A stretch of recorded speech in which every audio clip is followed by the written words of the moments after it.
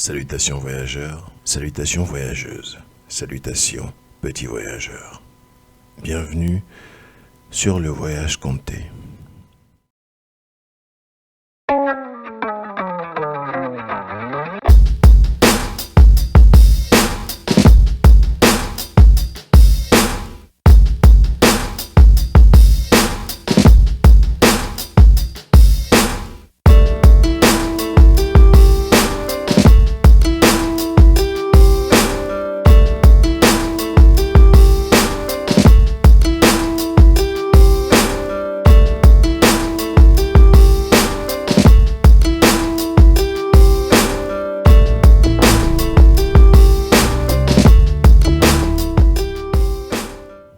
Aujourd'hui, je suis en deuil et je suis désolé de vous accabler avec ça, mais ça fait partie de moi.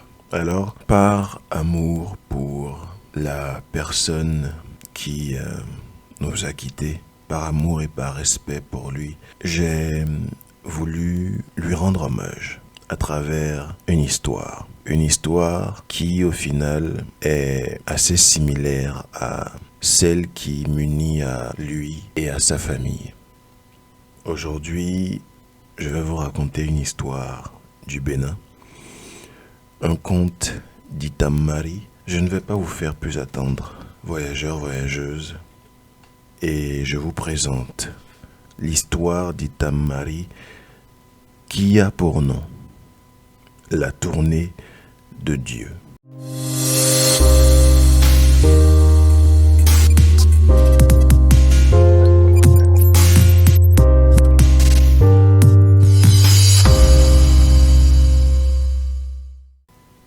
Dieu décida un beau jour d'entreprendre une tournée chez les hommes.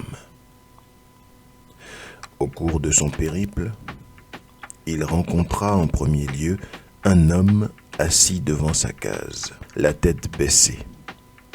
« Pourquoi cet air triste ?» demanda Dieu.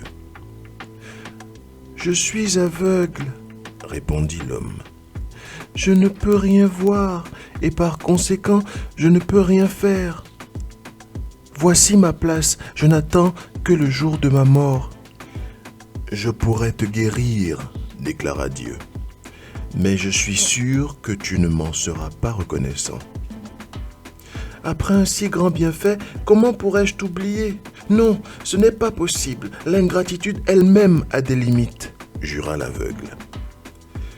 Dieu prit une poignée de sable qu'il lui versa sur la tête et l'aveugle recouvra la vue.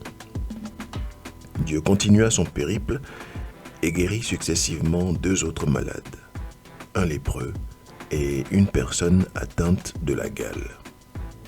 À tous, il promit de repasser dans 3 ans pour les saluer. 3 ans plus tard, Dieu accomplit sa promesse. Il prit d'abord l'aspect d'un aveugle misérable et se rendit au domicile de l'ancien aveugle. Celui-ci était devenu riche. Il le reçut méchamment et le renvoya. Il ne savait pas que c'était son bienfaiteur qu'il chassait. Dieu le rendit alors à sa condition d'aveugle et il perdit tous ses biens. Dieu continua sa tournée, cette fois sous l'aspect d'un lépreux, et il se rendit au domicile de l'ancien lépreux. Celui-ci ne lui offrit même pas de l'eau à boire et le chassa. Quelques instants plus tard, l'ancien lépreux était redevenu comme avant.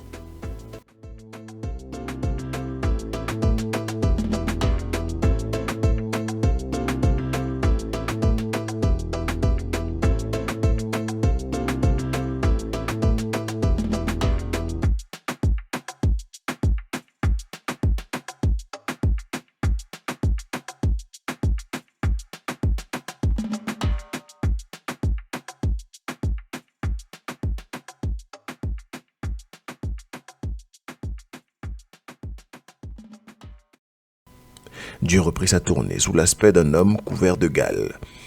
Quand il arriva chez la 3e personne, il reçut un bon accueil. Il dit à l'homme : « Je suis malade, comme tu le vois, et je cherche quelqu'un qui pourrait me guérir.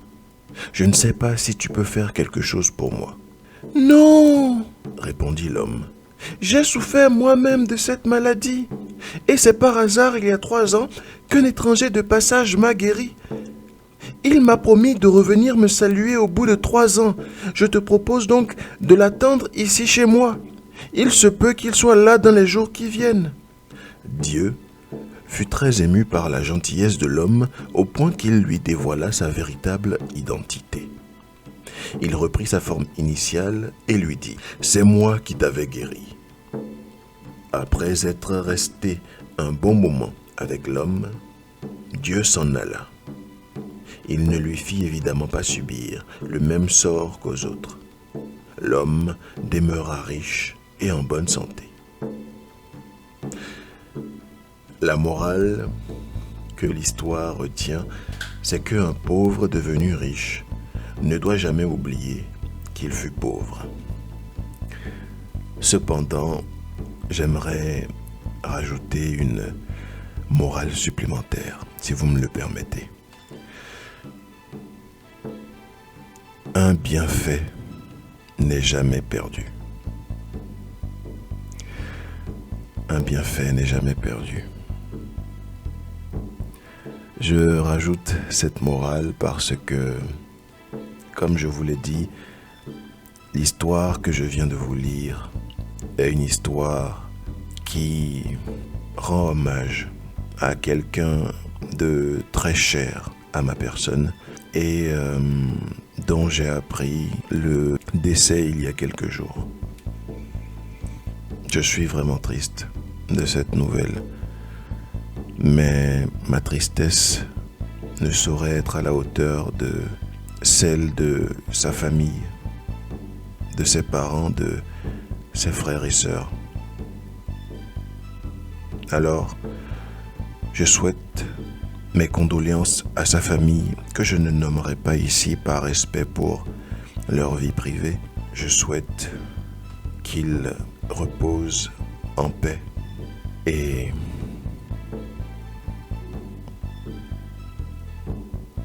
vivent sa vie. Je vais en parler un peu plus sur Instagram si vous m'y suivez. Alors, voyageurs, voyageuses, sur une note un peu moins triste, je vais laisser mon fils s'endormir